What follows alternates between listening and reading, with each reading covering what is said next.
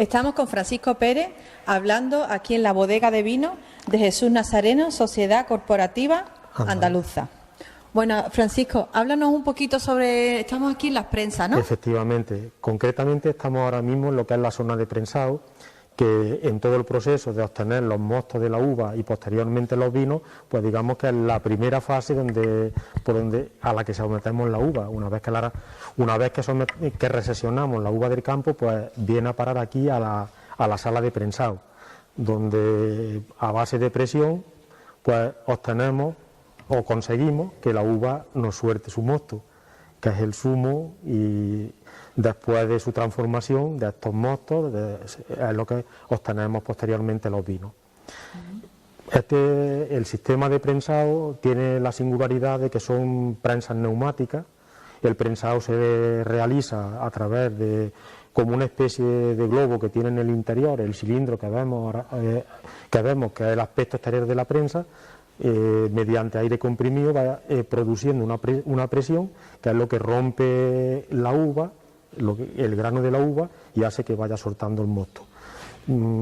La singularidad es que esta tecnología de prensado, con ello se evita que el mosto tenga el menor contacto posible con partes metálicas, con partes de hierro. Por eso las prensas pues son de acero inoxidable, pero vamos, en el interior la uva y el mosto lo que tiene contacto es con ese globo y el cilindro de acero inoxidable. Se obtienen pues unos mostos de muy buena calidad, que todo eso redunda luego en el vino que obtenemos. ¿Y trabajáis aquí tanto uva como el vino blanco como el vino tinto, ¿no? En nuestro caso sí.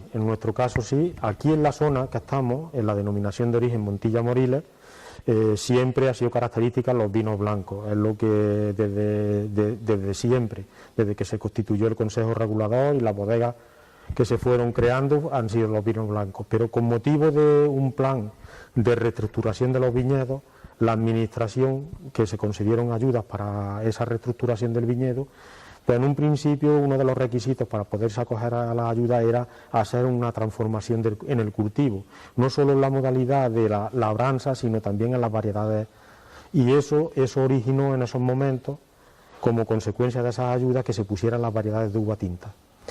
En nuestro caso, pues como ocurrió en otras bodegas y cooperativas de la zona, pues todos los viticultores que se fueron acogiendo a este plan de ayuda, en un principio los primeros viñedos que se fueron reestructurando se renovaron en variedades de uva tinta, en variedades de uva tinta. Por eso a día de hoy los vinos tintos que aquí elaboramos y que ofrecemos al público son elaborados aquí en la propia cooperativa, de viñedos de los ruedos de la propia cooperativa.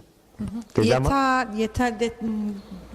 ruedas que tenemos ahí, eso para qué? Esas cintas transportadoras son las que sirven para sacar el orujo. Una vez que prensamos la uva, la parte sólida resultante, pues para trasladar esos orujos a unos silos que hay en la parte trasera de este espacio donde nos encontramos ahora. Eso no es simplemente para eliminar los residuos, sino para... Que también se pueden aprovechar esos residuos para algo, ¿no? Tienen un aprovechamiento posterior. Ese aprovechamiento es que en esos silos se someten a un proceso de lavado con agua, con el fin de que arrastren los azúcares, los restos de azúcares que todavía le quedan a esa parte sólida del ollejo y toda la parte sólida del racimo, y precisamente los azúcares, una característica que tienen es la fermentación espontánea. ¿Y eso tanto la uva blanca como la uva negra eso se le hace lo mismo? Igual ocurre, porque al fin de cuentas estamos hablando de azúcares. Del mismo azúcar y del mismo alcohol. Del mismo azúcar y de todo, porque aunque sea la uva... Lo que se pretende, la finalidad que tiene y el resultado que se pretende obtener es que esos azúcares, esos restos de azúcares, fermenten y obtener un líquido que se llaman piquetas, y esas piquetas van con destino a las arcoleras.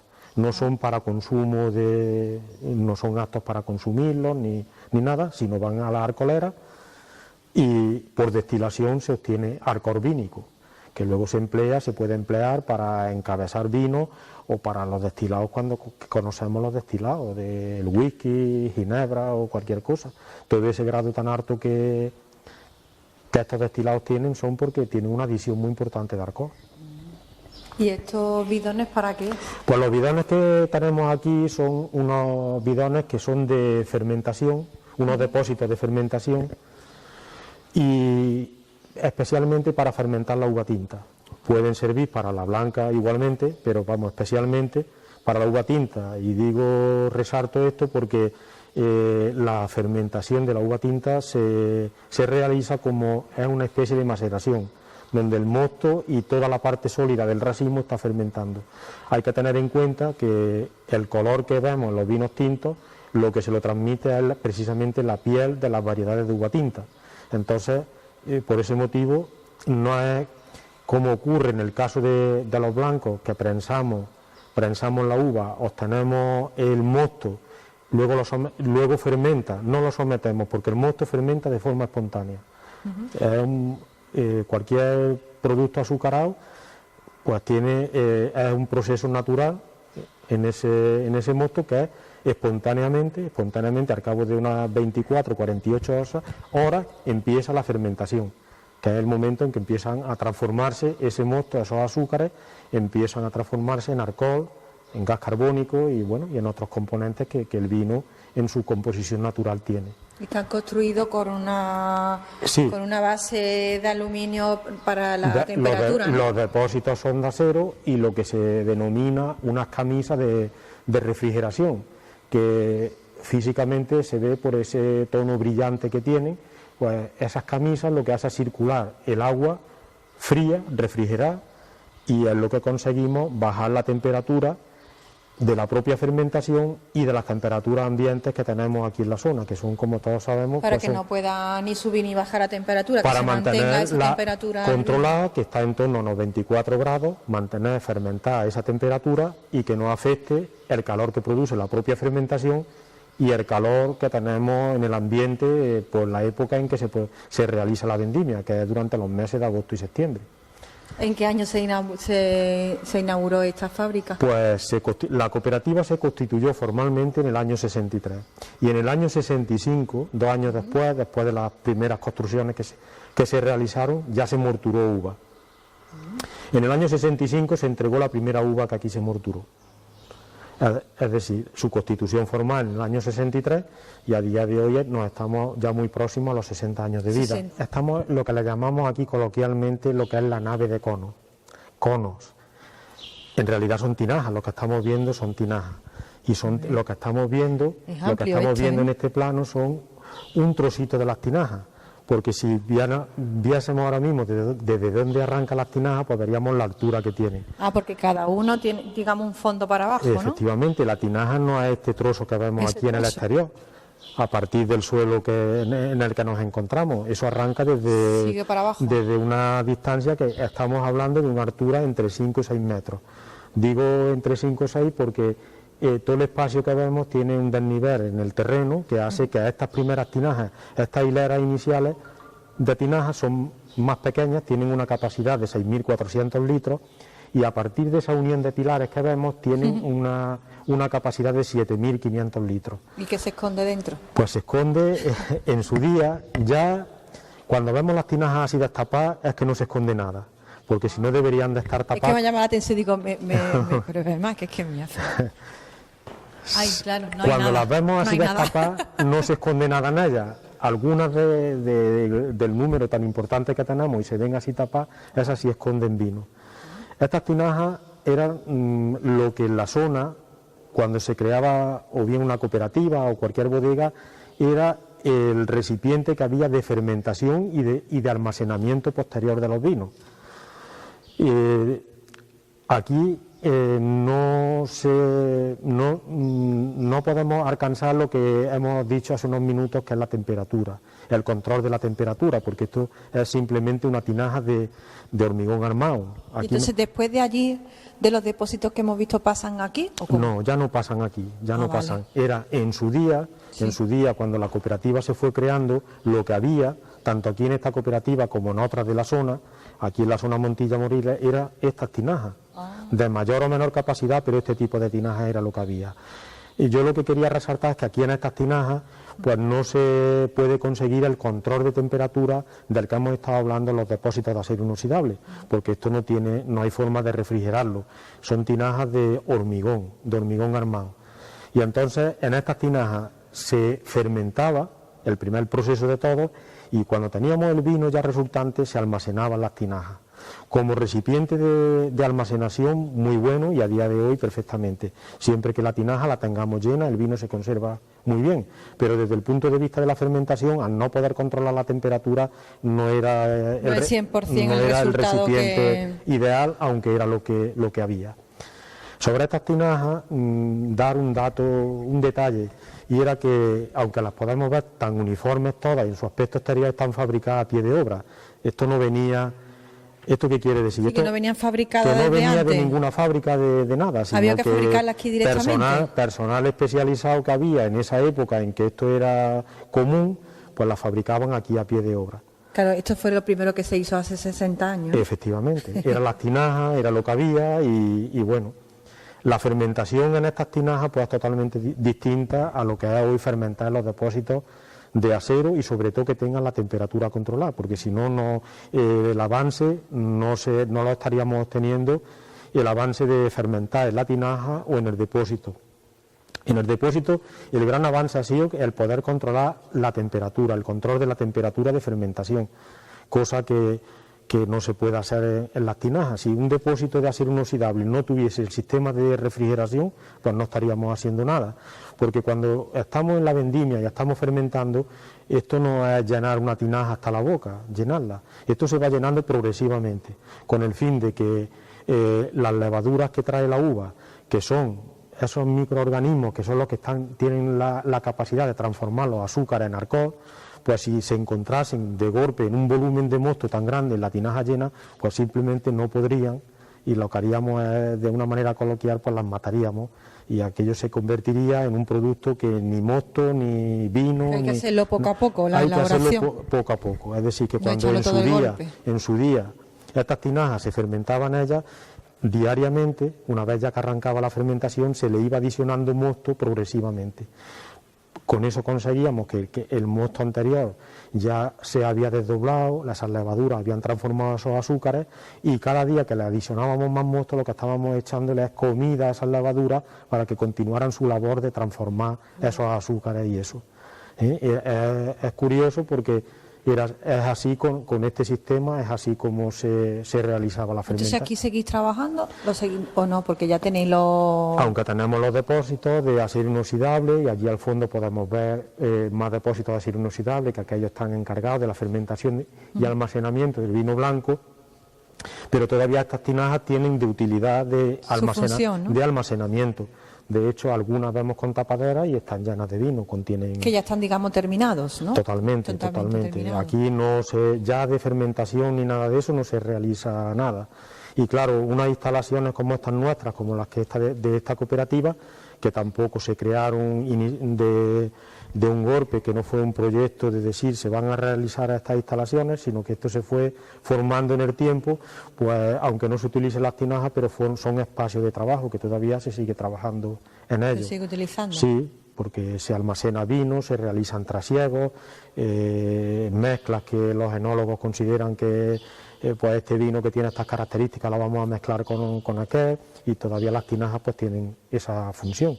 Además que como un envase de conservación es muy bueno, el vino se conserva muy bien, se conserva. Hoy en día ya pues lo que es algo pues histórico y la singularidad que tiene ya de la historia, tiene ya su historia exclusiva. Sí, es más que bonito de ver, la verdad que son cosas muy curiosas. Una bodega hoy en día de nueva creación pues no se metería ya en este tipo de envase. Además que no tenemos nada más que asociarlo un poco con la construcción, lo que valen los materiales de construcción, y pensar que eso está hecho a base de hormigón armado y hecho de una forma... Habiendo también otros adelantos que ahorra mucho tiempo. Fabricado de una forma artesanal totalmente, es decir, que requiere una gran cantidad de mano de obra y de material. ¿Qué tiempo pasa desde que entra la uva hasta que llega el vino en la botella? Pues, o sea, ¿qué proceso...? Sí, al menos para el vino más joven de todo tienen que transcurrir, pues si estamos vendimiando en los meses de agosto y septiembre, para noviembre podemos tener el primer vino pero joven.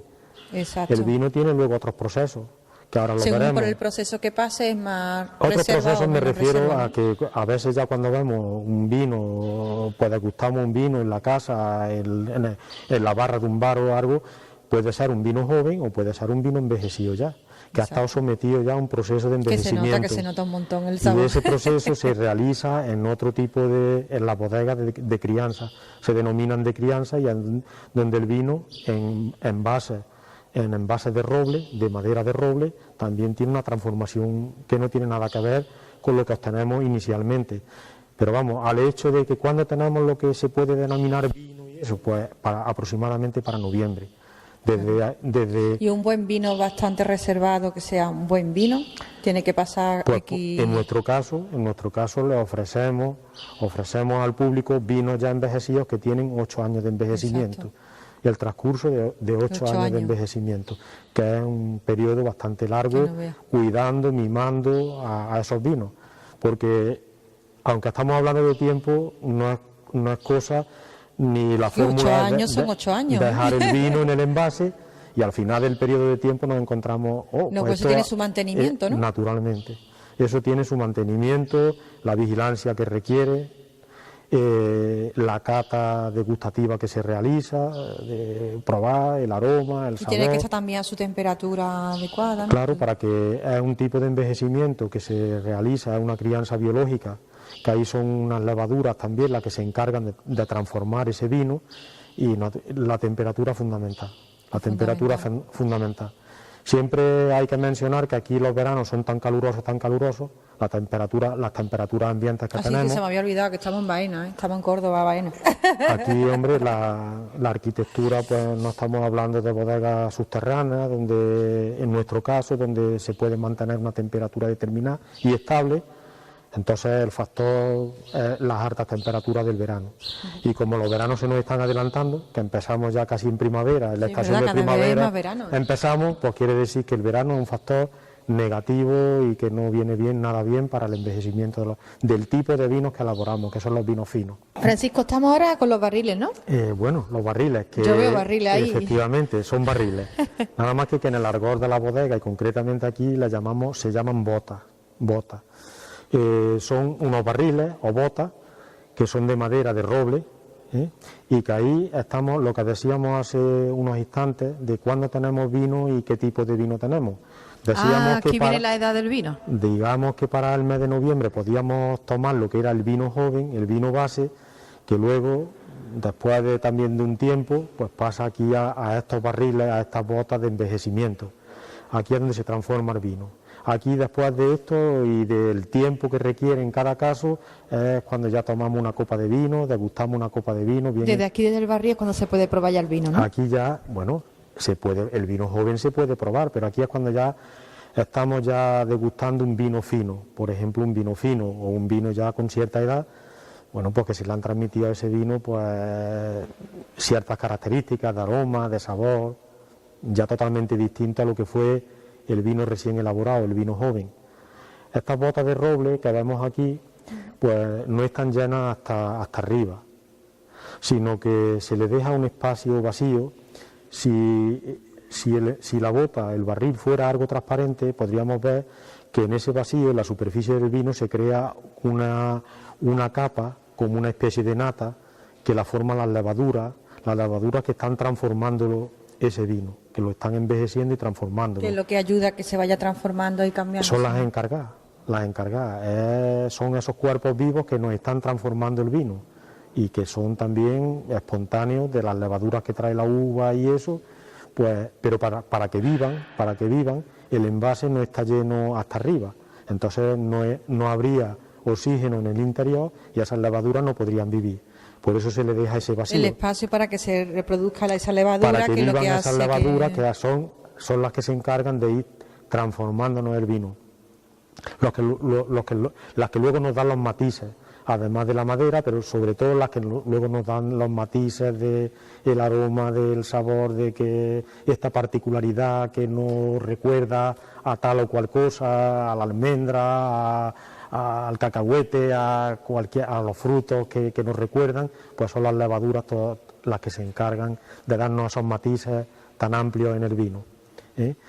Eso, el proceso de envejecimiento que tienen es crianza biológica, porque precisamente la levadura es un cuerpo vivo, y tiene una cosa curiosa que sí me gustaría decirla, que es la siguiente. Cuando se hace una saca, y una saca es sacar una pequeña cantidad de lo que contiene cada bota, y eso ya va con destino, por ejemplo, al envasado, para envasarlo y para ponerlo ya en el mercado, pues ni mucho menos se saca todo el contenido que tiene una bota. ¿Ah, no? Se saca una pequeña parte, para que esa bota, pues todo ese camino que ha hecho, todos esos avances que ha hecho, esas levaduras que han ido, esa transformación no se pierda, tan solamente sacándole una... ¿Se le va sacando y después se le va incorporando más o cómo? Sí, pero de una manera también algo singular, tiene una particularidad, vamos a ver si la explicamos lo mejor posible. Se le saca una... Se le saca el vino. Pero, y también hay que tener en cuenta que de un cachón de botas, de botas es esta composición que vemos, este grupo de botas formado por varias hileras, la que pega al suelo, que se denomina solera, a la solera, que ese nombre viene precisamente por la proximidad al suelo, en el suelo. La solera, a esa hilera es a la que se le saca un poquito de vino de su contenido. Y el relleno que se le hace es lo que se llama la escala, que consiste en la hilera que tiene por encima, que es la primera criadera. La cantidad que le hemos sacado pasa de la primera criadera a la solera, y la siguiente hilera, en este caso la tercera hilera, pasa a la segunda criadera, y la tercera, por último, es la que recibe el vino más joven, de tal manera que conseguimos que ese trabajo que se ha ido, que esas levaduras han ido alcanzando, pues que no retrocedamos y le quitemos pues esas características que hemos llegado a alcanzar a un tiempo. Naturalmente, aunque el vino se reciba de la primera criadera y así sucesivamente, siempre es pues al final sale abajo del todo a la misma... Bueno, al mismo tiempo. siempre es un refresco, pero no es refrescar el vino ese de tal manera que pierda su identidad y que pierda pues todas esas características que hemos tenido a base del tiempo, y por tiempo estamos hablando de años. Y desde que le saca el primer poquito de vino hasta que le vuelva a reponer, ¿tiene que pasar X tiempo? No. O directamente, ¿no? Tal como le saca... Eso, una vez que se hace la saca, pues es inmediato, porque las botas no se deben de mantener nada más que con el vacío adecuado para que las levaduras estén subsistiendo, pero no dejarlas más vacíos, porque si no ya, pues bueno, entrarían otros factores que pueda el vino, la acidez subirse, y por acidez podemos estar hablando de que el vino se pudiera picar, claro, se fuera encaminando para hacerse vinagre. Entonces el relleno se hace de inmediato. No es que haya que hacerlo siempre se mantiene en igual, el mismo digamos. día, no pasaría nada porque no se haga en el mismo día ni en unos días próximos, pero vamos, en un periodo de una semana o 10 días se tiene que quedar ese relleno hecho y las botas otra vez al nivel que mantenían, para que se conserve y para que esas levaduras continúen en su proceso y mantengamos los vinos, y si cabe todavía añadiéndole alguna característica nueva o algún matiz nuevo. Eso es lo que conseguimos pues con estos barriles, que como he dicho son de roble. Y bueno. ¿Y qué más? ¿Y de aquí? Y de aquí ya pasa cuando sacamos a embotellarlo, ¿no? Cuando se hace una saca va con destino ya al envasado. Al envasado. Para el consumo ya. Bueno, el vino cuando sale de la bota, pues no sale con esa brillantez que estamos acostumbrados a verlo en el mostrador. Cuando vemos en el mostrador de un bar o en un restaurante, vemos una copa de vino que lo vemos tan limpio, cuando sale de la bota no tiene esa limpidez. ¿Ah, no? Sale pues un poco turbio, de los restos de las levaduras que se ha podido romper el velo también, algún piquillo de... Tiene otro proceso, digamos, desde aquí al embotellado, un proceso obligado, que es el filtrado del vino. Para dejarlo finito. Para dejarlo limpio y brillante como estamos acostumbrados a ver. Ahora bien, aunque el filtrado es un proceso obligado, que hay que hacerlo, es una práctica obligada, porque si no estaríamos presentando los vinos en algunos casos pues, con cierta turbidez, y eso no es algo que a la vista sea lo adecuado.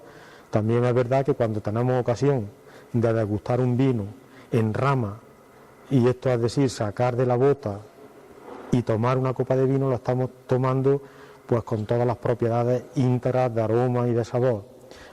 El filtrado, aunque es una práctica obligada, pues siempre le resta un poquito de aroma y de sabor al vino, pero bueno, es una cosa obligada que hay que hacerla, porque si no el aspecto visual que tendría no sería adecuado. Y es tan sano y da tanta salud, ¿verdad, el vino? Tomándolo Hombre, con moderación, claro. Y eso no debemos de dejarlo de mencionar. Que tiene muchas propiedades también. Es saludable tomándolo con moderación. Y tomándolo con moderación también, dentro de esa moderación, la capacidad de cada persona, porque no... El patrón no está tampoco en decir, es que aunque es saludable me tengo que tomar medio litro comiendo. Pues habrá personas, o las había personas que sí lo bebían, pero vamos, que si dentro de esa moderación está que a la persona para disfrutarlo y para que tenga esos efectos saludables, pues es una copa, pues que se tome una copa, o 2 copas, o copa y media, y que no se pase, lo disfrutará, le será estimulante, le abrirá el apetito y simplemente disfrutará y le caerá bien. Qué bien. El proceso del vino blanco y el vino tinto, ¿hay algo que se distinga? Totalmente distinto. O sea, lo que es los pasos a seguir son los mismos, ¿no? Totalmente distinto. Lo que pasa es que distintos sistemas. Los vinos tintos de unos años para atrás sabemos que que han tenido un auge, y no solo en la zona vinícola propia de esos vinos, sino aquí incluso en Andalucía. El vino tinto está, hombre, que es un vino que está muy presente, y el vino tinto está muy presente, pero la elaboración, el envejecimiento, la conservación y todo es distinto, ¿no? Son 2 mundos totalmente distintos. Y aunque hay personas que exclusivamente les gustan los vinos tintos y pueden alabar todas sus características, pero me atrevería a decir que se ignora la gran complejidad que tiene la elaboración, el envejecimiento de los vinos blancos. De los vinos blancos, ¿verdad? En líneas generales, el vino tinto, una vez que después del proceso de fermentación lo obtenemos y después del tiempo para pasarlo a barrica para envejecerlo, pues simplemente tenemos el vino, lo pasamos a la barrica, de ahí estará en barrica. La barrica viene a ser también un barril, que por su forma y la capacidad que tiene la denominación, pues estará un tiempo, si son para vinos robles, 6 o 8 meses, estará 1 año, estará 2 años, lo que queramos. Pero luego de ahí, pues ya está, pero no tiene más. Pero los vinos blancos es que, como hemos dicho, partiendo, cuando pasan a las botas, lo que hemos dicho es sacarle a esas soleras, sacarle un poquito, rellenarla, no rellenarla de vino nuevo, sino pasarle de las criaderas, de arriba, hacer la escala, pasar de la primera criadera a la solera, de la siguiente a la primera y así sucesivamente. Y eso no se hace en el tinto. Entonces, en el vino tinto, cuando en algunas ocasiones se puede decir vino de la añada tal, de la cosecha tal, cosa que en los blancos no podemos decirlo, porque es una mezcla de campañas de un año, de otro año, donde se van mezclando los vinos de diferentes añadas. Claro. Son 2 mundos totalmente distintos. Bueno, Francisco, ¿qué tenemos de diferencia de estos barriles a los barriles que hemos visto antes? Pues vamos avanzando en la bodega, nos vamos desplazando y nos vamos encontrando en mundos diferentes. No todo es igual en una bodega, ni todos son barriles sin más, sino que cada uno, tal como están ubicados, el tipo de madera que lo constituye el barril, pues es otro mundo distinto. O sea que el tipo de madera también puede variar según el tipo de vino, ¿no? Por supuesto, siempre le dan matices. Lo mismo ocurre en los vinos tintos, que cuando la barrica, pues se suele utilizar roble americano, roble francés. Al fin de cuentas la madera es roble, pero son variedades de plantas distintas y eso le transmite luego ciertos matices distintos a los vinos. Aquí donde nos encontramos, aunque esta bodega se encuentra en reestructuración, porque lo que estamos es saneando todas las piezas ya, que por el tiempo que tienen y por las condiciones a las que están sometidas, que en este caso son a unas temperaturas más altas, pues tienen una vida más corta. Es decir, la madera pues está sometida a esas altas temperaturas y al final pues bueno, empiezan a salirse, porque al fin de cuentas un barril no es nada más que un conjunto de tablas unidas de tal manera que están configuradas de tal manera que impide que se salga el vino, que no es Sí, por una una superficie cosa, continua, sino son tablas unidas. Si desarmáramos un barril de estos, pues al final tendríamos un montón de tablas, es lo que tenemos. Conservar el vino ahí sin que le entre Y- aire, sin que... Y que no se salga. Es como cuando tenemos una botella de vidrio, sabemos que el vidrio, toda esa capa es uniforme y no se sale su contenido. Un barril, pues es un conjunto de tablas que están ensambladas de tal manera y sujetas, cosidas con los aros metálicos que vemos en el exterior y que impiden que se salga el líquido. Entonces, aquí tenemos un mundo distinto y tenemos un tipo de envejecimiento diferente. Aquí no tenemos crianza biológica, aquí tenemos una crianza oxidativa, el vino se va oxidando. Aquí estos toneles, en realidad el nombre que tienen son Bocoy. Yo hasta ahora lo que sé es que por Estos se llaman Bocoy. Bocoy. Y la otra... Bota. Bota. Pero bueno, hablamos en el término... ¿Y qué diferencia? Pues yo los veo iguales. Sí, pues el tamaño que tienen. Por el tamaño, ¿no? tamaño, Sí, que son un poco más grandes. la forma que tienen y el tamaño es diferente. Y bueno, aquí el envejecimiento, como decía, pues es un envejecimiento Más acelerado, digamos. oxidativo. Para que eso se produzca, estos toneles están, como vemos, muy cerca de la cubierta. Y que como la construcción es tan antigua ya, pues la cubierta es de uralita, lo que todavía transmite un calor pues todavía más, y cuando hablamos de verano, pues eso es lo que hace que se acelere ese tipo de envejecimiento que se desea aquí. Aquí tenemos unos vinos, primero con un grado de alcohol todavía mayor, porque esa concentración se van concentrando, va perdiendo agua y se van concentrando el alcohol y tenemos... ¿Se concentra más, pero por la temperatura? La temperatura, distintas temperaturas, la ¿no? temperatura, las altas temperaturas favorecen que se produzca ese tipo de envejecimiento, incluso lo pueden acelerar, ¿no? Tarda menos tiempo con unas temperaturas ¿Tiene más altas, grados de alcohol? se va concentrando, va perdiendo agua, y por concentración se va produciendo más alcohol.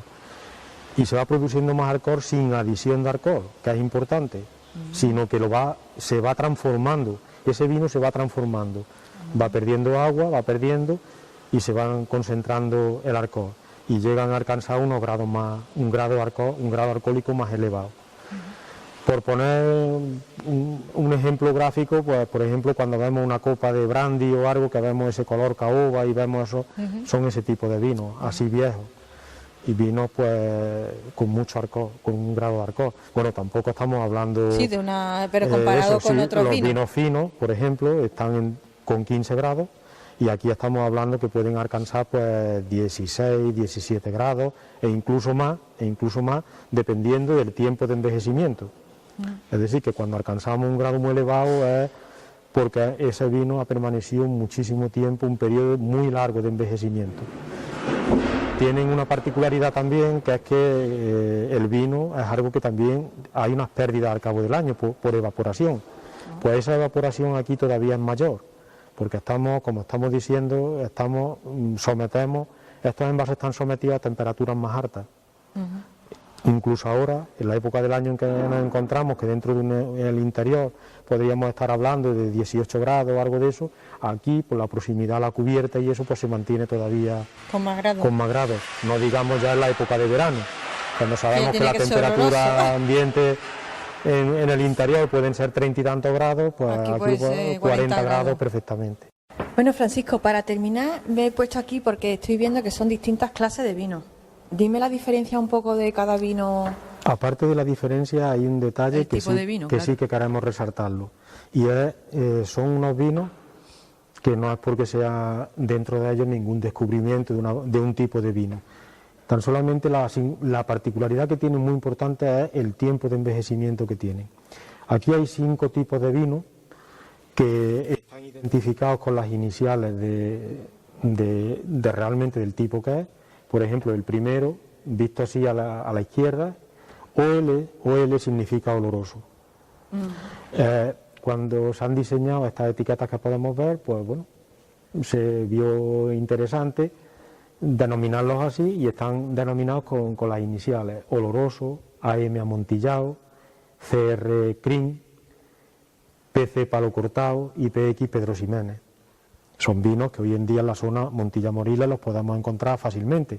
Lo que no se encuentra fácilmente es el tiempo de envejecimiento que tienen estos vinos. Exacto, porque cada bodega siempre se identifica por algo distinto. Entonces, estos vinos... Todos los vinos no son iguales, ¿no? Se llaman sus iniciales y 1963, que si recordamos, al principio de la entrevista, era el año de constitución de la cooperativa. De la cooperativa.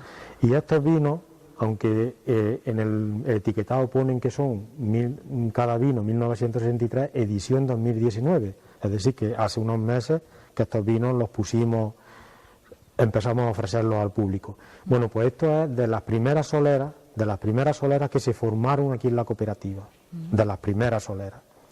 Estamos hablando de vinos que tienen cualquiera de ellos en torno a 50 años, y que tan solamente se han envasado 50 botellas de cada uno de ellos. Es decir, que estamos hablando de vinos que tienen en torno a los 50 años y de una botella y de una edición de botella que consiste en 50 botellas de cualquiera de los tipos de vino. ¿Cuánto puede costar una botella de vino de esta? La estamos ofreciendo, digo la estamos porque todavía porque quedan son 50 botellas, pues son 40 euros la botella, lo que la estamos ofreciendo. Además con una garantía para, a la persona que adquiera una botella, que están numeradas. Y que la numeración no es un número secuencial, sino es un número que nos dice una de 50, dos de 50, tres de 50 y así hasta las 50 botellas, con lo cual cuando un número alguien lo adquiere, pues no hay otro que se repita ni nada, y con los dos dígitos para evitar que no haya para ofrecer toda la garantía que cabe, para que es un producto único y exclusivo en nuestro caso. Entonces, pues son vinos que lo que tienen es el gran tiempo de envejecimiento que tienen. Unos vinos que los enólogos de aquí de la cooperativa, con mucho cuidado, porque de esto, pues la verdad es que cuando hablamos aquí de cualquiera de ellos, estos son barriles que en su proceso de envejecimiento toman una línea determinada y que en lugar de reconducirlos al tipo de vino habitual aquí, que son los vinos finos y todo eso, pues los dejan para que continúen envejeciéndose en ese tipo de vino y los van cuidando y mimando en ese tipo de vino. Y entonces, pues, cuando hay ocasión de que algún especialista, algún enólogo los prueba, hasta ahora todo nota la diferencia, claro. Y que todo lo que estamos obteniendo son reconocimientos de que son vinos que realmente de muchísima calidad. De manera que esto lo pusimos, se hizo una presentación que fue en el mes de octubre de 2019, tuvieron la deferencia los medios locales de que estuvieron aquí, lo divulgaron, Diario Córdoba, ABC, Día de Córdoba, la radio y televisión de aquí local también, en fin, a medida de nuestras posibilidades se divulgó todo lo que se pudo. Todavía hay posibilidad de que, bueno, quien nos escuche que pueda adquirir alguna botella de estas, que sin duda si se animan, pues van a tener un producto. Pueden comprarla directamente aquí en la bodega. Esto no está porque estamos hablando de 50 botellas, no necesariamente tienen que adquirir las 5 botellas, pueden adquirir simplemente una botella de cualquiera de los tipos, una botella, y sin duda pues que no le va a defraudar. A quien adquiera una botella, seguro que no. Pues que va a ser pues como una cosa exclusiva, y siempre una cosa exclusiva también lo dedicamos para momentos exclusivos. Además que para tener 50 años el vino no es nada de caro, ¿eh?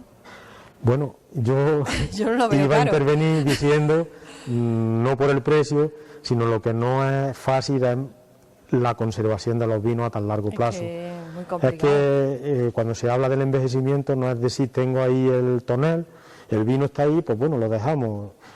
Ahora mismo tiene 5 años, pues dentro de 50 vamos a tener ahí una joya. No. Eso hay que estar vigilándolo, viéndolo visualmente. Un mantenimiento constante durante esos 50 años. Una cata organoléptica continuamente de aroma, de sabor, de cómo va el vino y cómo va evolucionando. En fin, es unos mimos. Que no es tan fácil. No es tan fácil.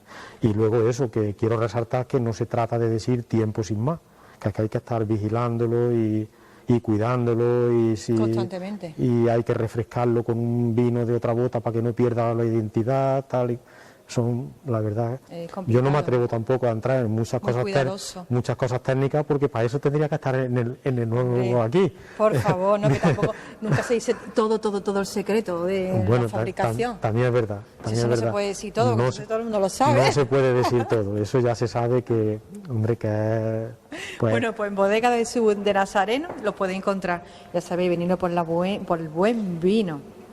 Muchas gracias, Francisco. Pues nada, encantado, y que esta entrevista que hemos mantenido, estas imágenes que se ha llevado, pues que algún día aparezcan por algún sitio y que nos conozcan en otros ámbitos. Hombre, por favor, así que ya sabéis, Bodega Jesús Nazareno.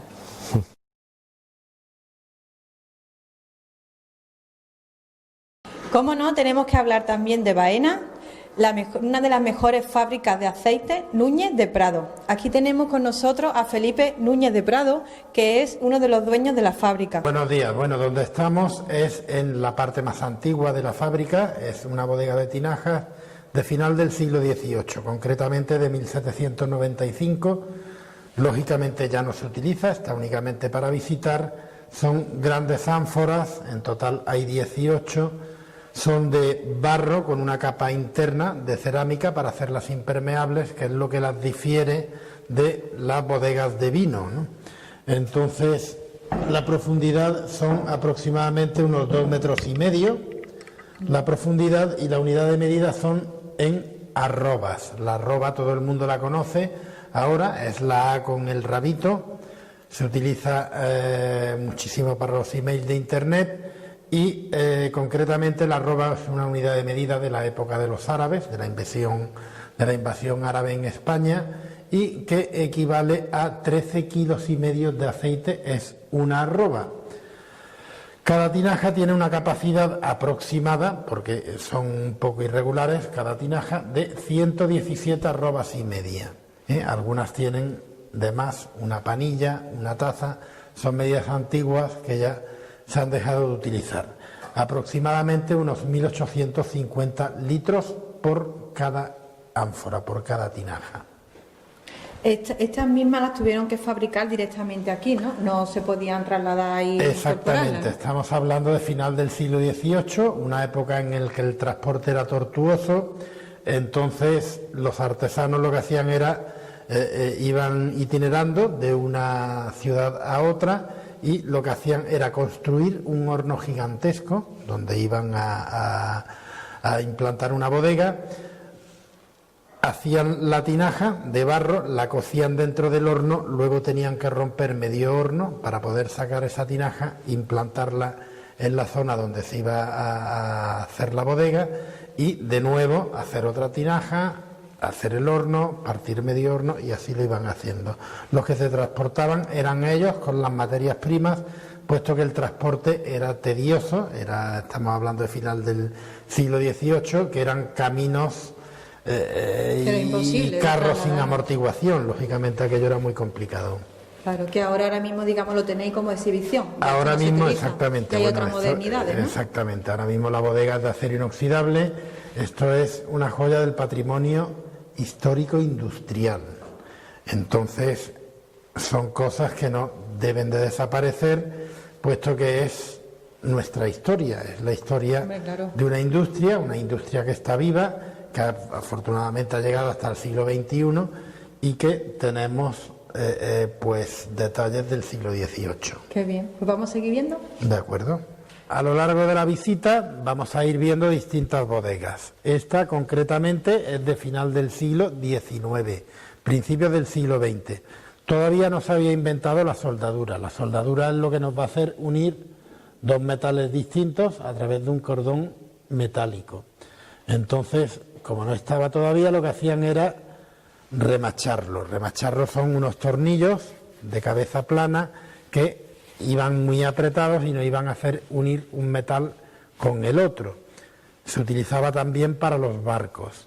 Estos son unos depósitos de hierro que ya no utilizamos, ahora vamos nada más que a acero inoxidable, y están recubiertos por su interior con resina POSIT, que se llama, es una resina de fibra de vidrio que lo que van a hacer es impermeabilizar aún más esa posible fuga que puede haber de aceite de oliva. De esta bodega pasamos a lo que son los depósitos subterráneos. Aquí podéis ver que tenemos 4 tapaderas. Los depósitos subterráneos son como grandes habitaciones de una profundidad de 4,5 metros y una capacidad cada depósito de 50 toneladas. Son depósitos en los que el aceite se guardaba y la inercia térmica que tiene es muy lenta, entonces iban a tardar mucho o en enfriarse o en calentarse, si no se iban a quedar a una temperatura más o menos constante entre invierno y verano, sobre unos 20 grados aproximadamente. ¿Y cuánto tiempo se deja más o menos ahí en el almacén? Pues el aceite lo íbamos a tener siempre para ensamblar una cosecha con la otra, no íbamos a dejar el aceite gran cantidad de tiempo ni años en una bodega. Entonces el aceite, si empezamos a producirlo en noviembre, queremos que para el noviembre siguiente esté en las bodegas vacías. Vacía y empieza y con ya la próxima empezar producción. a llenar, correcto. Vamos a moler las aceitunas, ¿no? Exactamente, lo hacemos en los meses de noviembre, diciembre y enero. Practicamos agricultura ecológica en todas las fincas, en total son 700 hectáreas de olivar, son sobre unos 160.000 olivos. A diario, durante esos 3 meses, nos va a ir llegando la aceituna desde el campo ya limpia. La descargamos en el patio, en torbas de recepción, y desde ahí, a través de un sistema de espiral, la vamos a pasar aquí arriba, que nos queda entre cada rulo de piedra. Tenemos en el molino clásico 4 rulos de piedra, son 2 molinos gemelos, toda la maquinaria data de 1944. La trituramos con la piedra, esa aceituna entera, con la piel, la pulpa y el hueso. Como son cónicas las piedras, el molino al girar va a hacer que la pasta de aceituna salga al exterior hacia un pequeño canal por donde circulan 2 palas que nos recogen esa pasta de aceituna y nos la hacen pasar a los filtros. En los filtros vamos a extraer el primer aceite, es el que llamamos flor de aceite.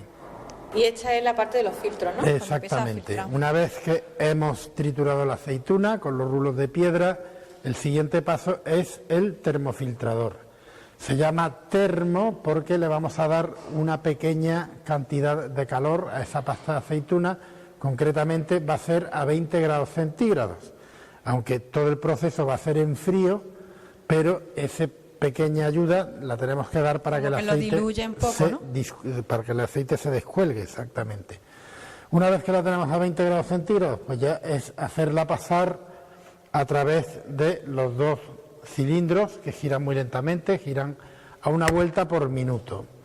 Son cilindros llenos de agujeritos que al pasar la pasta de aceituna el aceite va a caer por gravedad. Es lo que llamamos flor de aceite y para elaborar 1 litro de este aceite nos van a hacer falta sobre 10-11 kilos de aceituna. Mucho, ¿no? Sí, el doble, porque no ejercemos ninguna presión. Es el aceite que va a caer por gravedad, por su propia gravedad. Y esto ya va directo, ¿no? Por aquel Exactamente, tubito. Entonces luego toda la pasta de aceituna que nos sale de los filtros, le queda mucho aceite, ese aceite ya lo vamos a sacar en lo que son las prensas hidráulicas. Y esto es lo que después del filtro pasamos a las presas, ¿no? Después del filtro, esa pasta de aceituna que únicamente ha soltado un aceite que ha caído por gravedad, va a pasar a los filtros. Los filtros son esterillos que se llaman capachos, son de nylon alimentario, antiguamente eran de esparto, ahora están prohibidas ya las fibras naturales, entonces con una máquina vamos a poner entre cada capacho aproximadamente entre 15 y 20 kilos de pasta de aceituna, entre un filtro y otro, exactamente. De forma que vamos a hacer un gran sándwich de 100, 120 pisos, lo vamos a meter dentro de la prensa hidráulica y con bombas le vamos a dar una presión muy suave que va a tardar aproximadamente 1 hora en subir y va a hacer esa presión, el aceite lo vamos a ir extrayendo por los capachos y aquí lo que nos va a quedar es la parte sólida, que es la piel, la pulpa y el hueso. Entonces va filtrando lo que es, digamos, el Exactamente, aceite. filtra el líquido y se queda el sólido. Y eso se puede luego utilizar para Exactamente, esto luego lo reutilizamos para elaborar un compost. El compost orgánico es un abono orgánico que vamos a aplicar en el propio suelo del olivar. del olivar. Bueno, hemos pasado ya a la fase de embotellado, ¿no? Exactamente, bueno, estamos llenando las botellas. Como han podido ver, una máquina nos va a meter el aceite de oliva en el interior y el resto todo va a ser manual. Le vamos a colocar primero lo que es una etiqueta numerada, donde desplegamos y tenemos todo el proceso de elaboración del aceite de oliva, así como las certificaciones ecológicas que vamos a tener. Y a continuación le vamos a poner lo que es una contraetiqueta, que es un aval de calidad por parte del Consejo Regulador de la Denominación de Origen Baena, agricultura ecológica, que es la agricultura que practicamos, y los datos del importador nuestro en el país donde va. En total, el aceite de oliva va a ir a 20 países, 21 países concretamente, donde se va a ir exportando. El 80% de la producción de Núñez de Prado va a la exportación y un 20% se va a quedar en lo que es el mercado nacional. O sea que realmente se vende más lo que es fuera que dentro. Mucho más se va a vender fuera que dentro. Sí. ¿Cuánta gente hay aquí trabajando? ¿Cuántos Pues mira, trabajadores tiene la fábrica? anualmente tenemos una media de 35 trabajadores. Luego en la época de recolección aumentan a 150. Pues nada, la recolección, digamos, en la Noviembre, diciembre y por ahí. enero, son 3 meses. 3 meses. Y aquí termina ya el Aquí acaba el embotellado, proceso, pasa ya la exactamente. tienda Aquí y tenemos que el envase procurar de viajar. ensamblar una cosecha con la otra, como dije antes.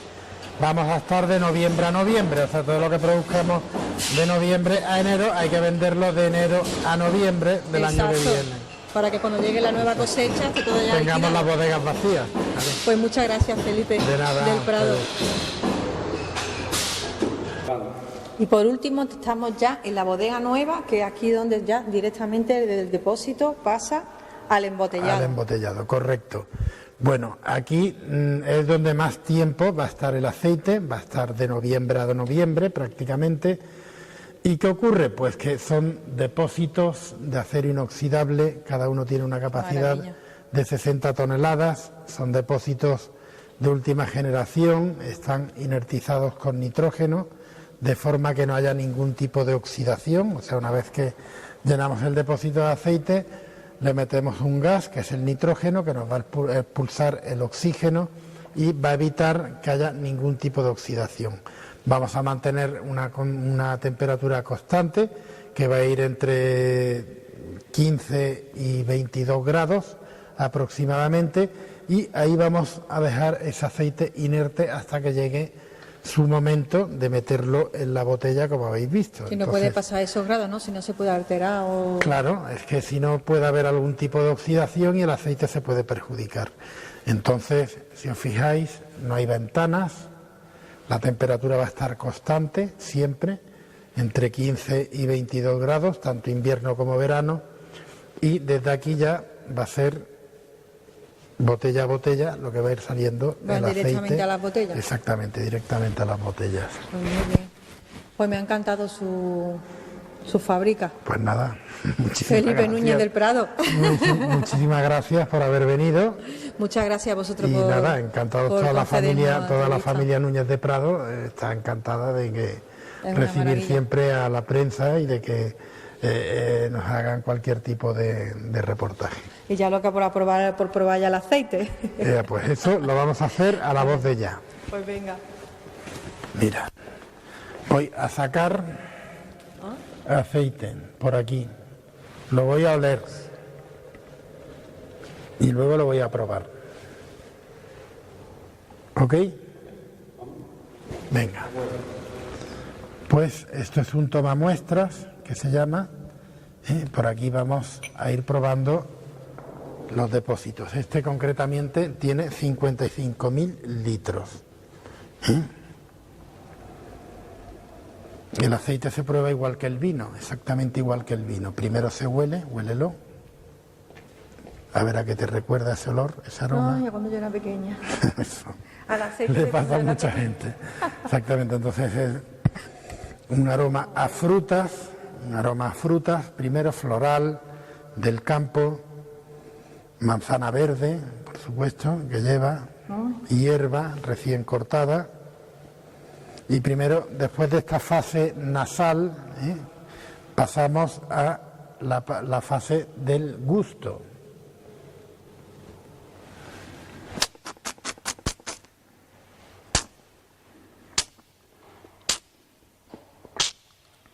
Le damos un traguito, vamos a pasar el aceite por la boca, vamos a detectar el amargo y poco a poco, cuando lo tragamos, el picante va a ir apareciendo en la garganta. Tanto el amargo como el picante son atributos positivos del aceite de oliva. Un aceite que se precie debe de picar y amargar un poquito. Quiero probarlo. Ya, pues adelante, valiente. Ay, cómo huele. Traguito chico, vale.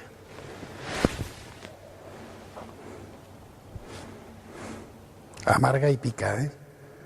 Pica un poquito amarga. Ay, qué bueno. Buenísimo. Ok. Sí, que esto me salva Está más bueno con pan o con algún Ay, me alimento lo sirve siempre. con pan y ajo. siempre. Me encanta con pan y ajo. Ok.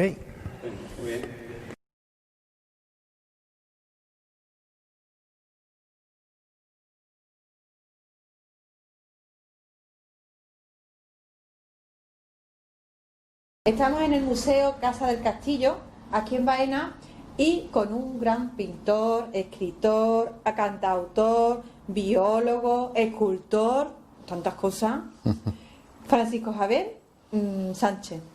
Así Hola, es. ¿qué tal? Hola, buenas Tenemos aquí noches. un paisaje que no veas, es que hace de todo. Es Pues que es increíble.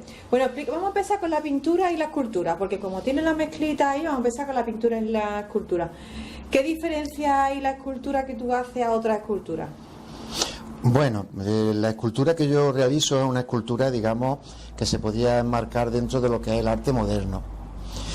Una de las diferencias importantes es que está hecha toda con material reciclado. No soy el único en el mundo, hay muchísima gente que trabaja con material reciclado, pero sí es verdad que es material muchas veces autóctono de aquí también, de Baena. Tengo esculturas hechas con materiales de olivo y luego ya pues con los materiales de tapones, vasos, cables, materiales de utensilios de cocina, en fin, muchísimos tipos de materiales, ¿no? Como este, por ejemplo, esto es un pez. Pues sí, esto es un pez que está hecho en concreto con botones, un diablo de los niños, de jugar. Ay, una pequeña. De jugar, tiene también papeles y por dentro pues son una estructura metálica recubierta de hormigón y también tiene pues botellas de plástico también recicladas, ¿no? Es por poner un ejemplo, ¿no? Claro, y lo que hace es recupera todo el material que pueda para Sí. reciclarlo y luego hace lo que es una escultura, una figura, ¿no? Exactamente, el material que utilizo es material... Y lo va reciclando. Y... Lo voy reciclando todo, todo lo que tengo aquí es material reciclado. Estoy mirando ahí enfrente y vemos pues una escultura de una mujer hecha con piedras de aquí de Baena, de los olivares, ¿no? O con tornillos que algunos alumnos míos pues me han ido cediendo. Este en concreto está ¿Los hecho... cuadros también están también con material? Sí, material reciclado. Esto es un cartón que estaba en las puertas del ayuntamiento porque estaban desmantelando cosas. Entonces había muchos cartones, 15 o 20. Pedí permiso y me los dieron. Se ve aquí también la arruga del cartón, ¿no? Entonces me los dieron y digo, mira, puede ser interesante para pintar unos cuadros. Era época, exactamente, de Semana Santa, y fui desarrollando algunos motivos. Esto es un motivo de los coliblancos de aquí de Baena, una cuadrilla importante de tambor de aquí de Baena, junto con los colinegros. Y digo, bueno, vamos a pintar unos coliblancos aquí que se puede... También lo de las fiestas de aquí. Así es, exactamente. De Baena. Esto es otra escultura con material de alambre, ¿no? Sí, fundamentalmente alambre, aunque también tiene tubos de estos de enroscar la tela, que una amiga mía pues me los va cediendo. La cola sí es cola real de caballo, ¿no? Pintada de negro, y el casco pues está hecho de... caballo. Sí, cola de caballo. ¿Sí? Y está hecho el casco pues con cartón, luego la base es una caja. O sea que son todos materiales reciclados. Material Y esto, como todo el bien... mundo y dice, tú aprovecho y hago una escultura. Así es, esto sí es alambre, todo lo que es el tambor en sí. Y la baqueta que llamamos aquí, los palillos de tocar, las baquetas, pues sí son reales, ¿no? Además me las cedió mi padre, que es judío del número 3, y digo, mira, voy a simbolizar una figura con Una figura judía. una figura judía. Y aquí tenemos un loro. Pues sí, una especie de podemos llamar loro, o un ave rapaz, ¿no? También podría ser, que está hecha con... Tenedores. Sí, tiene materiales reciclados, tubos de hierro, tubos coarrugados, cajas, por supuesto mucho alambre también, ¿no? Efectivamente. ¿Y este caballero? Pues este caballero representaría, hecho en cartón, un caballero de la Edad Media, ¿no? Menos moderna, ¿no? Es más contemporáneo. Efectivamente. Y esto es lo que representa básicamente, pues una figura que yo lo que quería representar más que todo es que con el cartón se puede dar la fisionomía humana. El cartón es muy tieso, pero se puede doblegar mojándolo un poquito. Con un poco de paciencia Y se pueden conseguir los ojos y demás. Es más bien una escultura de estudio para seguir profundizando en lo que es el rostro humano y demás. ¿Y este cuadro de judío, cuántas material tiene? Porque tiene Una cantidad de material reciclado tremendo, exagerado. ¿no? Aquí encontramos sobre todo latas de cerveza, ¿eh? La lata de cerveza es muy importante. Latas de cerveza con su, digamos, la parte de arriba, la parte trasera de la cerveza. Encontramos cervezas cortadas para dar la forma del casco del judío, alambres, nueces, enchufes, pinceles y muchos tapones también, ¿no? Para conseguir, pues, dar la forma más o menos realista, digamos, de lo que es un judío de Baena, una figura típica, como sabéis, de la ciudad. También hay papel y cartón para formar parte de lo que es el plumero del judío, ¿no? Enchufe, de todo. Sí, hay muchísimos materiales. Todo lo que voy encontrando en mi Claro, taller... todo lo que va encontrando le va dando la forma. Le vamos dando Esto la lo forma, puede poner ¿no? aquí para el ojo, esto lo pone la forma del pelo, otro... Exactamente. Increíble. Y aquí está John Lennon. Pues sí, este podríamos decir que es una de las figuras de John Lennon. John Lennon tiene muchas caras, la verdad, pero esta con sus gafillas redondas, ¿no? Lo hice más que todo con Se cartón. parece un montón, vaya que se nota. Bueno, la verdad es que hay posturas que sí puede parecerse, ¿no? Está hecho todo con cartón y era un poco por yo mismo ver si podía sacar alguna estructura de la cara, de los ojos y demás a base de cartón, ¿no? Y luego ya va en su pie de madera y, en fin, quedó esa estructura, ¿no? Y el cuadro así con el fondo de periódico, eso con papel de periódico. Pues sí, son papeles de periódico, el frontal, papeles de revista, la parte, digamos, del suelo, y el resto también son restos de materiales de los distintos establecimientos comerciales que te los van dejando en el buzón, y yo muchas veces, después de leerlo, eso sí, lo utilizo para hacer collage, ¿no? Estos son una serie de judíos de espalda y de lado en la zona de la Plaza de la Constitución y en la zona del frontal del Liceo de Baena, ¿no? Tienen su historia y su... Sí, todos tienen su pequeña historia, digamos, ¿no? ¿Y esta mujer? Esta mujer es, digamos, un desnudo hecho con piedras. Con piedras del campo de aquí de Baena. Qué barbaridad, ¿cómo la encontrar... venía a dar la forma de la mujer? Pues sí, solemos encontrarla en los olivares de aquí, ¿no? Ajá. Y luego están policromadas, ¿no?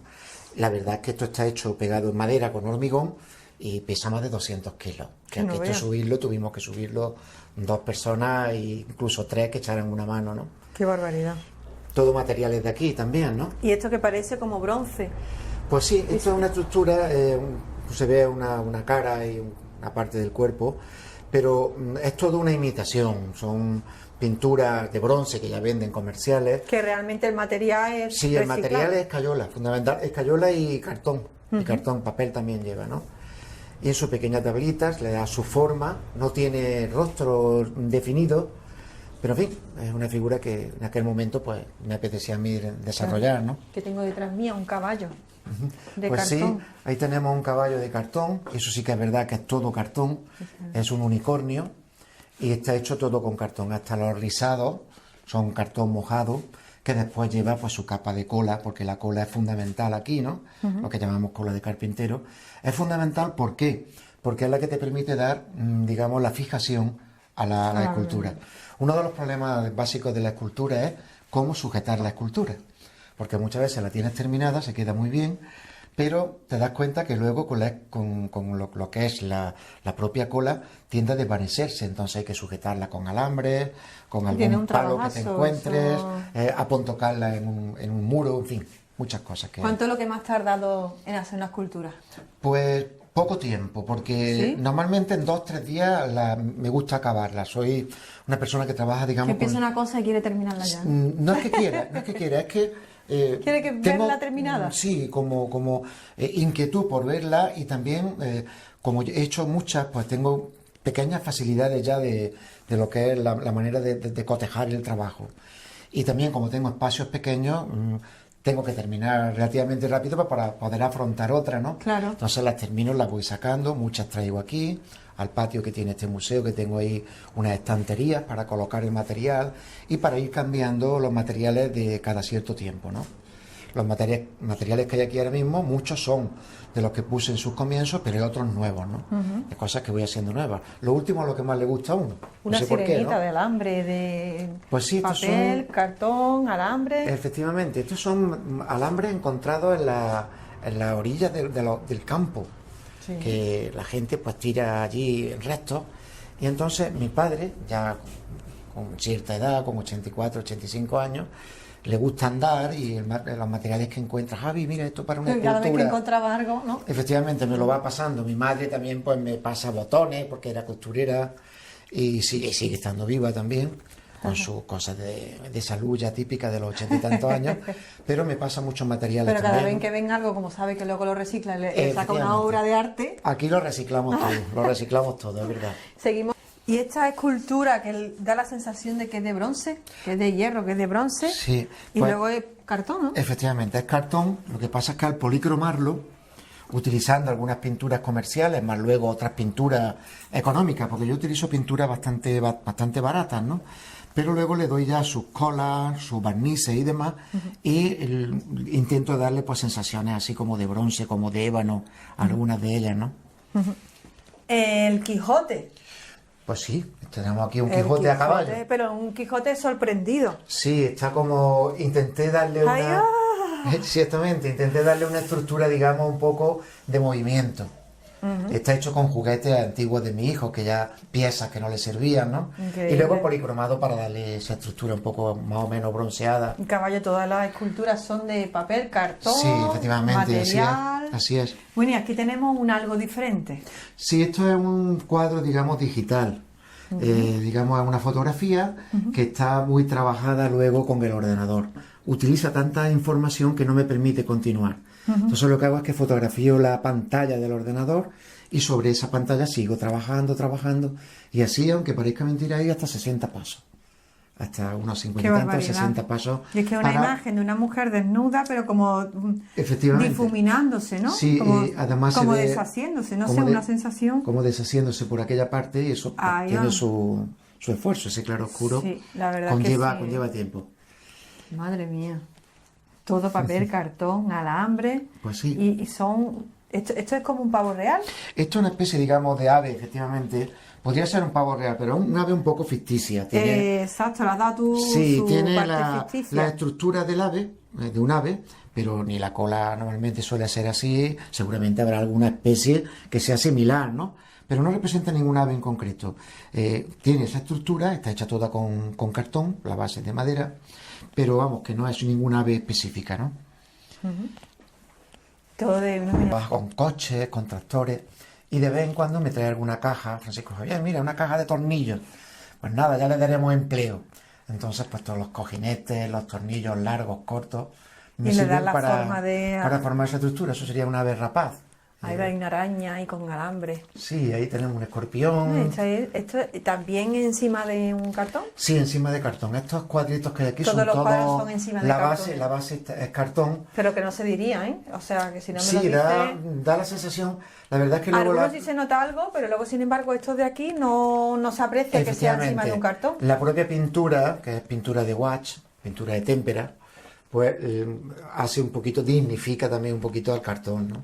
Qué bonito. Esto es una pareja en la playa, ¿no? Es una pareja en la playa, exactamente, con el fondo un poquito así difuminado. Y además que es que Con los brochazos Sí, le ha dado son- la forma y la expresión. Efectivamente, este es un cuadro también experimental, está hecho totalmente con brochazos muy grandes, Y luego da la sensación un poco la sensación pues de que al verlo de lejos ya ves la estructura un poco más realista, ¿no?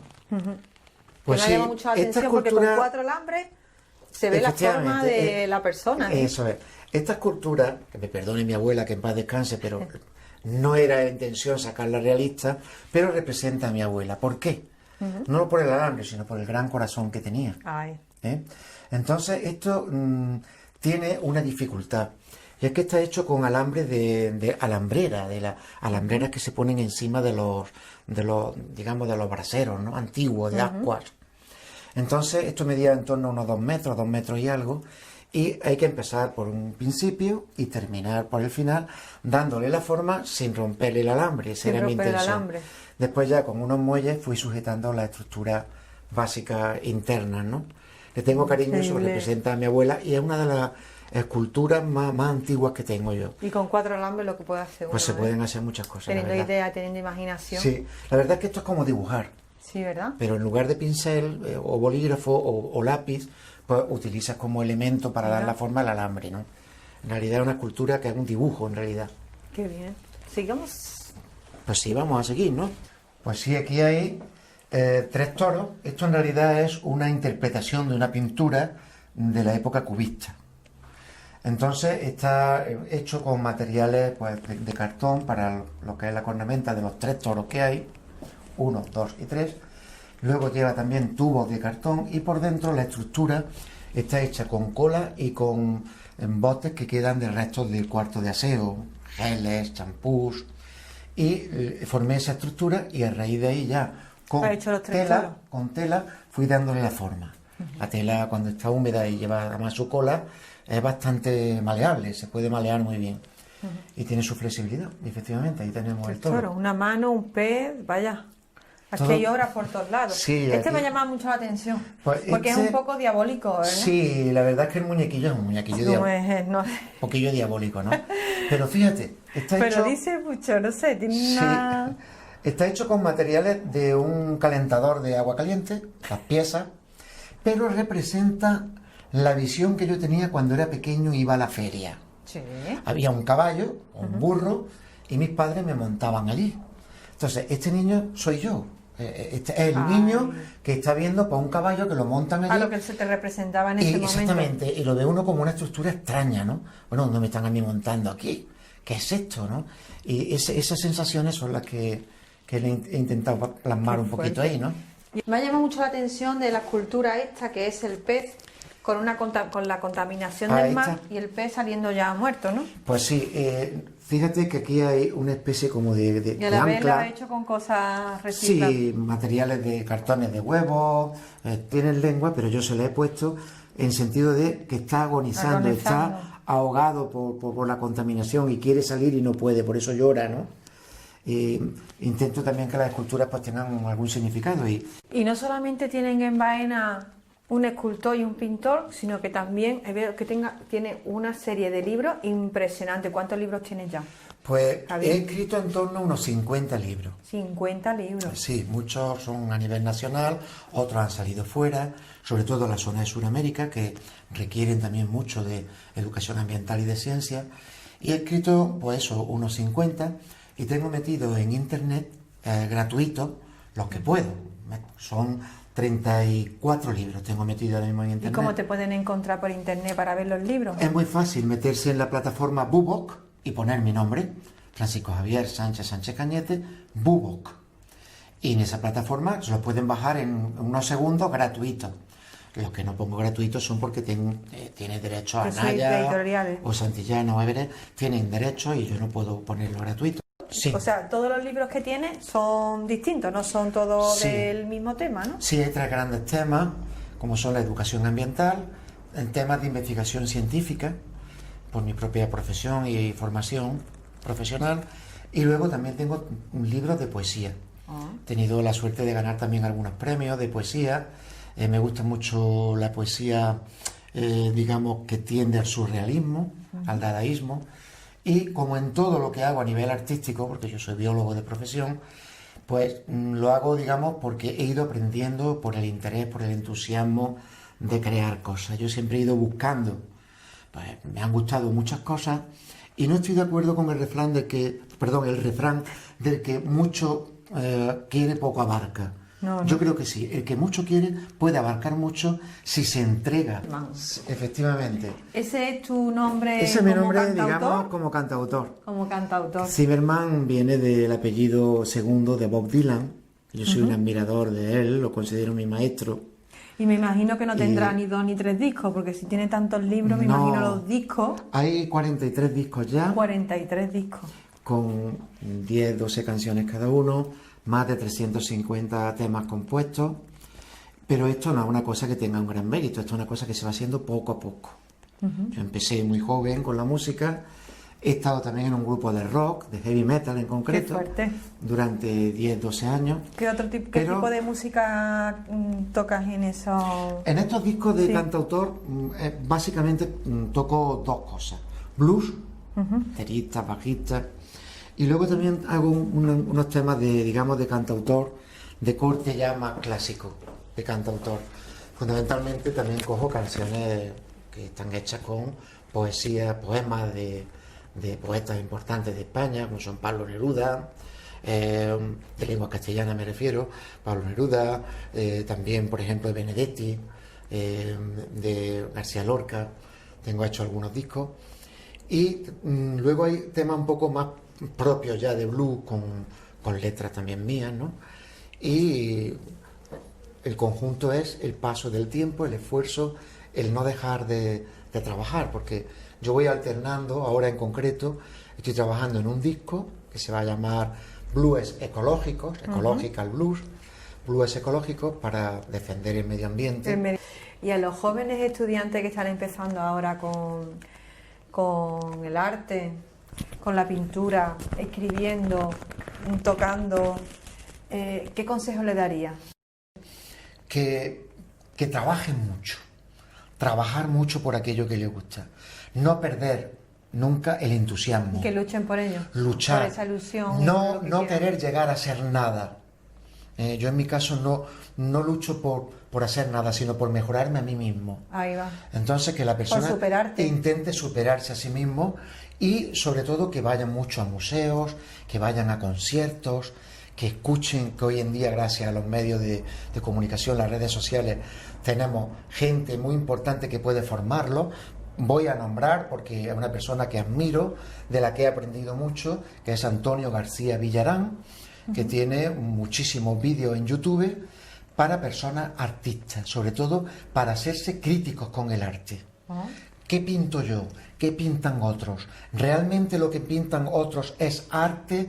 No es arte, es amparte, todo lo contrario a lo que es arte. Ajá. Entonces, yo se lo recomiendo Que a ayuda mucho, ¿no? los estudiantes de Bellas Artes, lo recomiendo mucho a este señor, Antonio García Villarán, que está haciendo mucho por el arte, ¿no? Flexible, maleable, pintura, escultura. A nivel de música, que escuchen mucha música, a la que les guste, pero que también se retrotraigan al pasado, que escuchen música de los 60, Beatles, Bob Dylan, Deep Purple, Iron Maiden, Eric Clapton. Es que en la música que escuchen mucho de también, esa música, ¿no? La música de siempre, de toda la vida, tiene mucho argumento, tienen su historia, Efectivamente. tienen su leyenda. Así Que es. hoy en día también yo veo que la juventud no está tan culturizada en el tema de la música. Se guían más por la tipo de música que realmente no tienen argumentos, no tienen un contenido, una historia que Sí. te diga, ¡ay, qué letra más bonita! Sí, a mí También comercialmente es que le meten mucho también en ese sentido. Así es, ¿no? La música de hoy en día está demasiado comercializada. Con esto de que también puede hacer uno música en su casa. No miran cual- más la importancia al arte. Exactamente, es la importancia de vender. Se trata de vender, de hacerse famoso. Sí, pero realmente a pueden corto vender plazo. igual. Podrían vender Lo si hicieran único buena que música. en vez de machacar con tipos de música que no tienen tanto argumento, machacar con música que realmente tiene su valor. Sí, su pero tú historia. sabes que hoy en día la sociedad se guía mucho por lo banal. por lo Claro. superfluo. Si te prende una por palabra, una frase y con esa Sí. frase hace la canción Yo hay entera. una frase que se me viene ahora a la cabeza, vivimos en una sociedad epidérmica, una sociedad de superficie, no una sociedad de corazón que está en el centro del cuerpo, ¿no? Entonces me estoy pensando ahora en músicos como Pink Floyd, que tienen un contenido en la letra, una letra Sentimiento. una letra transformadora, una música que no pasará jamás, porque Pink Floyd ya son clásicos. Sí, La eso música. nunca se aburre uno de Fíjate que el escucharlo. otro día estaba yo en un centro comercial de aquí de Baena y le pregunté a la chica, muy simpática, muy agradable, oye, ¿tú sabes quién era Ringo Starr, John No Lennon, Paul McCartney, George Harrison? Nada. Cero. Cero. Y digo, ¿y los Beatles? Dice, ¿quién son esos? Esto nos puede dar una idea de que efectivamente los jóvenes de hoy en día, una chica con unos 20 No años, están culturizados con la música. no oyen lo anterior. Yo es cierto que tampoco oigo con demasiado entusiasmo lo actual. A lo mejor debería de escucharlo más. Admiro a los raperos. La Sí, velocidad sí, yo no y me el refiero al contenido. tipo de música. De Sí. hecho, a mí me gusta mucho la música rapera, la Sí. música reggaetón. Me gusta, pero digo el contenido. Sí, el contenido. Las palabras, lo que dice la música, el machismo que hay en esas letras. Efectivamente. Que no tienen argumento, ¿no? Luego también hay otros cantantes Sí, muy buenos. Está muy Alejandro Sanz, Pablo Alborán, hay muchos cantantes que son buenos cantautores. Pero incluso los Pero buenos. me refiero a esas palabras que dicen, porque también hay raperos que dicen verdades, tienen argumentos sus Por canciones, supuesto, tienen me su gusta, historia me las gusta, canciones me gusta. y te gusta escucharlo, dicen supuesto. mucho con esas canciones Sí, y es sí. música rapera. O Sin sea duda, que- sin duda. En todos los géneros hay gente muy buena, ¿eh? Pero Exacto. también estoy observando que hay un grupo de cantantes, no voy a nombrar a ninguno por respeto a ellos, Claro. que nacieron de Operación Triunfo, ¿eh? Y que se han ido poco a poco desvirtuando a ellos mismos. Se han ido vendiendo a lo comercial, a lo que venden. Empezaron bien, con buenas letras, haciendo música en su propia casa, pero después se han ido degenerando. Y esto es lo que yo no les recomiendo a la gente joven, que sigan siempre fieles a lo que a piensan, lo que ellos piensan, a ellos mismos. a lo que sienten, y que A su vayan personalidad. perfeccionándose en su propio... No hagan un producto. Efectivamente. Con ellos un producto. Que no Al se final trata de lo que- triunfar. Se Que no trata se de trata de vivirlo, triunfar. de vivirlo. Yo soy Javi Zimmerman como cantautor y me conoce muy poca gente, pero mi música está ahí gratuita. Exacto. Por cierto, Javi Zimmerman Bandcamp. Pueden bajársela gratuita toda mi música. Pero yo no soy un músico conocido, ni soy un artista conocido, ni siquiera un biólogo conocido. No me importa, yo me siento satisfecho como soy porque he intentado mantener una autenticidad en lo que hago. Exacto. Y con eso me sobra. No necesito llegar Más a ser nada. famoso para, Sí, no se trata de para ser sentirme famoso. feliz, ¿no? Exacto. Para No se sentirme trata de ser feliz. famoso. Se trata de disfrutar con lo que tú creas. Efectivamente. Tú creas un cuadro, tú creas una escultura y disfrutas con ello. También yo metería aquí el concepto hacia la gente joven, aunque nos extendamos un poco en esto, pero creo que es muy importante forjar ideas y ejemplificación en los jóvenes. El tema de la gratuidad. Hacer las cosas con gratuidad. Este museo está abierto gratuitamente para la gente. Es más, yo agradezco que la gente venga. A veces regalo cosas aquí también, he regalado cuadros y pinturas que hago y demás, ¿no? Mi música está hecha con gratuidad, mis libros. Entonces, que haga la gente las cosas con gratuidad. Otro tema es que una persona se dedica a la pintura, viva de la pintura, tenga por supuesto que Hombre, vender claro. sus cuadros, Hombre, porque por es músico, supuesto. vender sus discos. Pero se pueden hacer muchas cosas con gratuidad. Y no por el hecho de vender o de ser famoso. Sí, lo hago porque quiero venderlo, o famosa. pero no porque... Efectivamente. Ay, me está llamando la atención la guitarra que tiene allí. Oye, pues mira, la guitarra Sí. es una guitarra que ahora tiene forma de guitarra, pero cuando la encontré Sí. en un cajón de basura, en un contenedor, que solo asomaba el mástil. Tiré del mástil y me traje el mástil. La guitarra estaba dentro. Como me gusta mucho la guitarra, Te le ha dado un aire... no sé, Picasiano. muy bien. Ahora, los libros. los libros en Francisco Javier Sánchez Bubok. Y si queremos venir a Baena y en el Museo de la Casa del Castillo, podemos ver gratuitamente todas estas obras de arte Pues así y es. todos estos cuadros que son espectaculares. Y aquí hay leyendas para regalar, o sea que cada vez que veis una escultura o una pintura tiene una historia. Pues sí, es verdad. Así que hay que venir. Pues muchas gracias. Muchas gracias por atendernos. A vosotros. Y si teníamos que venir a Vaina, teníamos que venir a verte, porque esto dice mucho de Vaina. Pues os recibiremos. Una cuarta parte de Vaina lo tienes aquí metido. Os recibiremos con los brazos. Una cuarta parte de Vaina de arte lo tienes aquí metido. Pues sí, es verdad, hay muchas cosas. Pues muchas gracias. A vosotros. Bueno, y con esto nos despedimos de aquí del castillo, del Museo de la Casa del Castillo. Es que ya con todas estas palabras me lío. Museo de la Casa del Castillo. Nos despedimos y nos vemos muy prontito.